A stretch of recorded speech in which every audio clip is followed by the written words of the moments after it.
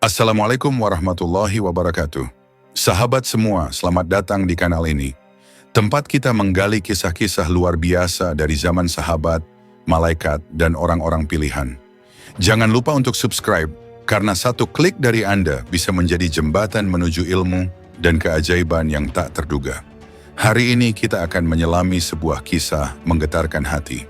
Bukan tentang perang atau mukjizat Nabi, melainkan tentang seorang wanita yang setiap langkahnya membuat bumi bersaksi, dan para sahabat menyebutnya wanita dari surga yang turun ke pasar. Kisah ini disebutkan dalam beberapa riwayat, di antaranya dalam Musnad Ahmad dan juga dinukil oleh para ulama dalam kitab-kitab berisi kisah para wanita syalihah, yang kebaikannya menggetarkan langit meski mereka diam di bumi. Siapakah dia? Apa yang ia lakukan hingga disebut sebagai penghuni surga? Dan bagaimana para sahabat mengenalinya hanya dari jejak dan aroma amalnya? Teman-teman semua, mari kita mulai. Di kota suci Madinah, pagi menjelang dengan kelembutan langit yang bening. Pasar mulai menggeliat, suara tukang roti, derak gerobak, dan panggilan para penjual yang sibuk menawarkan dagangan. Tapi di tengah hiruk-pikuk itu, ada satu sosok yang melintas pelan, tenang, begitu hening hingga suara langkahnya seperti tidak menginjak bumi. Dialah seorang wanita, tak dikenal oleh banyak orang. Ia tidak bersuara lantang, tidak berdandan mencolok. Ia berjalan menunduk, dengan pakaian sederhana yang nyaris menyatu dengan warna debu jalanan. Tapi, dari balik kesederhanaannya, terpancar sesuatu yang sulit dijelaskan. Umar bin Khattab, sang Amirul Mukminin, tengah duduk bersama beberapa sahabat tak jauh dari pasar. Saat wanita itu melintas, mereka semua menoleh. Bukan karena rupa atau wangi minyak wangi, tapi karena udara seolah berubah. Suasana menjadi tenang, angin berhembus dengan lembut. Hati-hati yang gersang terasa sejuk sejenak. Salah satu sahabat berkata, "Wahai Amirul Mukminin, siapakah wanita itu?" Umar menjawab sambil menatap langkah wanita itu hingga hilang di tikungan. "Aku tidak tahu namanya. Tapi aku pernah mendengar Rasulullah bersabda tentang wanita seperti dia. Sungguh aku melihat ahli surga yang berjalan di bumi, tersembunyi di tengah manusia, namun dikenali oleh langit karena amalnya." Hadis riwayat Ahmad dengan sanad hasan. Wanita itu, kata para tetangga, tidak banyak bicara, tapi setiap malam rumahnya dipenuhi dengan zikir. Yang terdengar hanyalah isak tangis dalam doa dan bisikan-bisikan istighfar. Ia tidak punya suami, ia tidak punya anak, ia hidup sendiri. Tapi di rumahnya selalu ada makanan yang keluar untuk tetangga. Jika ada yang sakit, ia yang pertama datang mengetuk pintu. Jika ada anak yatim menangis, tangannya yang mengusap kepala mereka. Dan anehnya, tak ada yang tahu bagaimana ia bisa hidup. Ia tidak bekerja, ia tidak meminta, tapi tidak pernah kelaparan. Orang-orang menyangka ia wanita biasa, namun ternyata ia sedang menyembunyikan dunia dalam genggaman akhiratnya. Pada suatu malam ada seorang wanita muda menangis di depan rumahnya. Suaminya telah meninggal dalam jihad. Ia tidak tahu harus kemana. Wanita yang kita kisahkan ini membukakan pintu, memeluknya dan berkata, "Jika dunia menolakmu, biarlah Allah yang menerimamu. Masuklah, anakku." Ia rawat wanita muda itu selama berbulan-bulan, mengajarinya membaca Quran, menghiburnya, memberi semangat.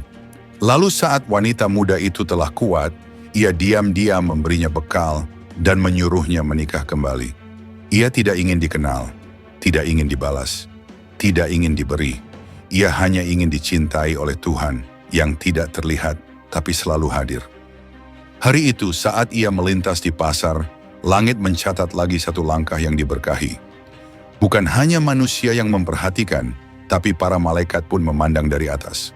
Menurut sebuah atsar yang diriwayatkan dari Hasan al-Basri, beliau berkata, "Ada hamba Allah yang jika ia melangkah, malaikat Ridwan penjaga surga berkata, 'Wahai Allah, izinkan dia masuk sebelum yang lain.'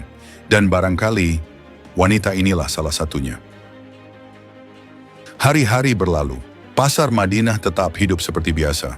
Tapi tidak bagi Abdullah bin Mas'ud, salah satu sahabat yang sangat tajam pandangannya terhadap manusia. Bukan hanya lahirnya, tapi batinnya. Hari itu ia menyaksikan sesuatu yang tidak biasa. Wanita yang pernah dilihat Umar bin Khattab itu kembali melintas di pasar. Tapi kali ini, Abdullah melihat sebuah cahaya samar yang mengiringi langkahnya. Ia mengedipkan mata. Bukan bayangan, bukan pantulan matahari. Tapi seperti sinar putih lembut yang turun dari langit menyelimuti wanita itu. Seorang anak kecil berlari dan nyaris menabraknya. Tapi entah kenapa anak itu mendadak berhenti, menunduk, dan tersenyum, lalu berjalan menjauh dengan hormat. Abdullah bin Mas'ud tergerak. Ia mendekati wanita itu dengan sopan. "Wahai ibu, bolehkah aku bertanya namamu?" Wanita itu menunduk. Suaranya lembut, nyaris seperti bisikan angin malam. "Namaku tidak penting, wahai Abdullah. Yang penting hanyalah amal yang kau sembunyikan dari dirimu sendiri." Abdullah terdiam. Jawaban itu seperti tamparan halus bagi hatinya. Sebagai sahabat besar Nabi, ia tahu bahwa orang-orang pilihan seringkali tidak menyukai popularitas dan tidak haus akan pujian. Ia bertanya lagi, "Apakah engkau seorang yang dekat dengan Rasulullah dahulu?" Wanita itu tersenyum samar. "Aku tidak pernah dekat secara jasad, tapi aku berusaha mendekatkan ruhku kepada beliau." Lalu ia berlalu, dan aroma wangi yang samar mengiringi angin setelah langkahnya. Malamnya Abdullah bin Mas'ud tidak bisa tidur. Ia merasa ada rahasia besar dalam diri wanita itu. Maka ia pun bertanya ke beberapa tetangga. Seorang lelaki tua berkata, "Wahai Ibnu Mas'ud, perempuan itu kami memanggilnya Ummu Sukun karena rumahnya selalu tenang dan hatinya seperti samudera yang dalam. Ia tidak pernah marah, tidak pernah membalas kejahatan. Jika ada yang menyakitinya, ia justru membalas dengan hadiah atau doa." Seorang janda lain menambahkan, "Suatu hari aku kehabisan makanan, aku malu meminta. Tapi tiba-tiba ia mengetuk pintuku dan memberikan sekarung tepung dan kurma. Aku tanya dari mana ia dapatkannya. Ia hanya menjawab, Allah menitipkannya lewat orang yang tidak mau disebutkan namanya." Semua cerita tentang wanita itu seperti potongan mozaik, penuh keindahan tapi tersembunyi. Tidak ada satupun yang tahu asalnya, keluarganya atau kisah masa lalunya. Namun satu hal pasti, ia hidup hanya untuk memberi. Hingga tibalah suatu hari, langit Madinah mendung, hujan gerimis turun pelan. Di pagi yang dingin itu, seorang anak kecil menangis di depan rumah Ummu Sukun. Ia baru saja kehilangan ibunya. Anak itu lapar, lelah, dan ketakutan. Wanita itu membuka pintu, memeluknya, dan mengangkat anak itu ke dalam pelukannya. Ia suapi anak itu, membersihkan tubuhnya, dan menidurkannya sambil membacakan doa. Itulah malam terakhir wanita itu hidup di dunia. Esok paginya, anak kecil itu keluar dari rumah sambil menangis. Karena ibu baru yang ditemuinya telah tidur dalam damai, tidak bangun lagi. Penduduk datang. Mereka mendapati Ummu Sukun wafat dalam keadaan tersenyum, dengan mushaf Quran terbuka di pangkuannya. Udara rumahnya beraroma wangi yang tidak biasa, seperti aroma taman surga yang tidak dikenal manusia. Abdullah bin Mas'ud datang dengan mata yang berkaca. Ia berkata, "Wanita ini bukan wanita biasa. Ia adalah karunia Allah yang disembunyikan dari mata dunia, tapi dikenali oleh langit." Diriwayatkan oleh Imam Malik dalam Al-Muwatta bahwa Rasulullah pernah bersabda, "Berapa banyak manusia yang pakaiannya compang-camping ditolak oleh manusia, namun jika ia bersumpah atas nama Allah, niscaya Allah mengabulkannya." Hadis riwayat Al-Muwatta dari Abu Hurairah. Dan barangkali wanita inilah salah satu dari mereka. Saat jenazahnya dimandikan, ditemukan bekas luka di punggungnya, bekas membawa air dan kayu untuk para tetangga. Tangannya kasar tapi lembut menyentuh. Pipinya pucat tapi bercahaya, dan tidak seorang pun tahu siapa nama aslinya. Hari itu, Madinah seolah kehilangan separuh sinarnya. Jenazah wanita itu dibawa dengan pelan. Tak ada keluarga yang ikut mengantar, tak ada sanak saudara yang menangis. Tapi yang ada adalah puluhan orang yang hidupnya pernah disentuh diam-diam olehnya. Ada anak-anak kecil yang dulu pernah diberi roti, ada janda tua yang pernah diberi sekarung kurma, ada lelaki cacat yang dahulu pernah diberi pelindung dari panas. Dan yang paling menggetarkan, di antara barisan para pelayat, ada para sahabat Nabi sendiri. Abdullah bin Mas'ud berdiri paling depan. Matanya tak berkedip, dadanya sesak, Suaranya parau saat mengimami salat jenazah. Langit mendung, tapi bukan hujan yang turun. Para penduduk Madinah bersaksi, ada aroma wangi yang tak seperti biasa turun bersama angin. Seorang lelaki tua berkata pelan, "Ini seperti wangi yang menyambut para syuhada." Dan salah satu sahabat lain berkata, "Ini seperti malam ketika Rasulullah wafat. Langit tidak menurunkan hujan, tapi nur." Jenazahnya dikebumikan di ujung pemakaman Baqi. Tak ada batu nisan mewah, hanya gundukan tanah dan sebatang kayu dengan ukiran sederhana. Tapi malamnya menjadi kisah abadi. Malam yang bersuara lembut dari langit. Seorang alim besar bernama Tha'labah, dalam mimpi malam itu, melihat dirinya berjalan di taman yang sangat luas. Di taman itu, ia melihat seorang wanita duduk di atas mimbar dari cahaya. Di sekelilingnya, malaikat berdiri penuh taksim, dan di belakangnya ada gerbang surga yang dijaga oleh malaikat Ridwan sendiri. Wanita itu menoleh dan berkata, "Beritahukan kepada orang-orang di Madinah bahwa dunia hanya singgah sebentar.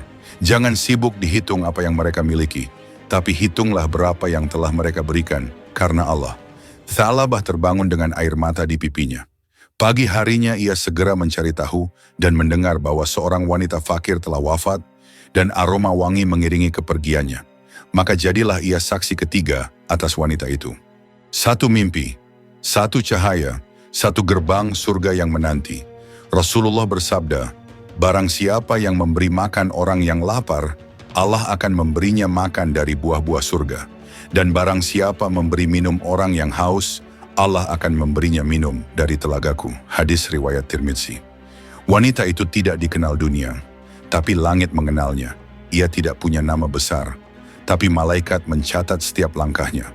Ia tidak berdakwah dengan kata, tapi dengan perbuatan yang tersembunyi. Wahai jiwa-jiwa yang mencari kemuliaan, tidak semua keajaiban itu terletak pada pedang atau mimbar. Terkadang keajaiban paling besar terletak pada tangan yang senyap saat memberi. Dan mungkin di pasar-pasar zaman kita, di antara tumpukan dunia yang gaduh, ada lagi wanita seperti itu yang berjalan, diam, dan dikenal hanya oleh para malaikat.